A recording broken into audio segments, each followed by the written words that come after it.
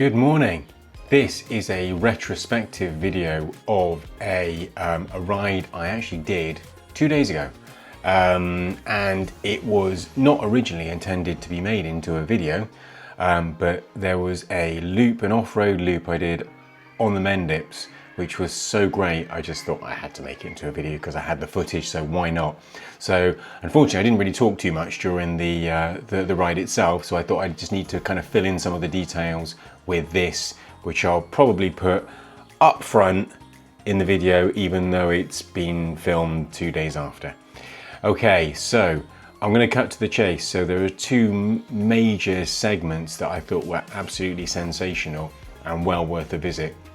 And I'm just cross-referencing back to Strava to see what they're called. So one is from the top of Deer Leap, which is the road climb that takes you from Wookey Hole to Priddy. So from the top of Deer Leap, it takes you down through a grassy valley, which is very steep in places. It's like a 15 to 20% drop at times. You want to be doing that with very good brakes because it was a little bit it was controlled skidding, I think, for probably a good couple of minutes. Never really felt completely out of control, but you know, I never had complete control of my back wheel either.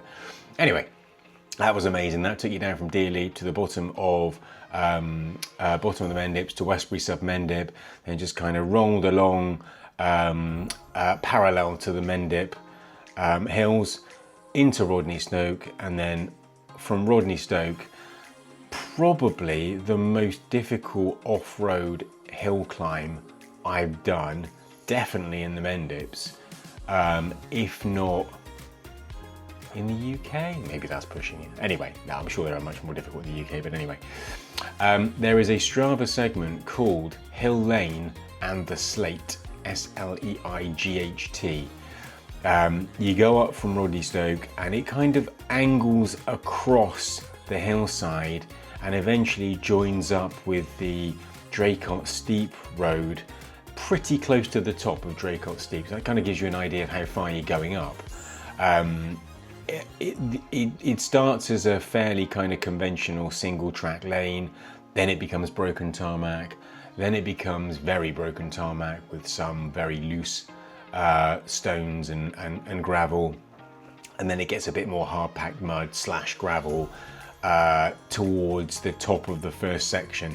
And it's very much split into two sections. You've got that kind of progressive decline in road quality to eventually become just a gravel trail in the first half, which is extremely steep. I mean, again, I think there must be a few little pitches around 20%. Even though it's kind of angling across the hillside, it doesn't for a little while. The first bit is very much just heading straight up the hill. So you're probably always at 15%. 2/3 of the way up that section, there are a couple of flatter sections to get your breath back a bit, but you really do need a good level of fitness to be able to get up there. Then you go through a farm gate and you cross a field. And yeah, as I say, the road kind of angles across a couple of fields over towards the Draycott Steep road. The views, I mean, off to your left, the views down towards kind of Hinkley Point Power Station, the Quantocks, you see right across to Glastonbury Tor, Exmoor. It's all there. It was absolutely breathtaking. You know, if you're lucky enough to have a clear day, and it was a beautiful day on Sunday, then yeah, you're going to have some fantastic views. So from the top of Draycott Steep, I think sort of continued in the same direction along, I think it was called the Slate Bridleway, which eventually meets up with the off-road climb that comes out of Cheddar, and then you can take the Middle Down Drove road, or gravel road, which takes you back to the north and eventually comes out almost at the very top of the Cheddar Gorge climb, where the road splits and you can split off towards Charterhouse.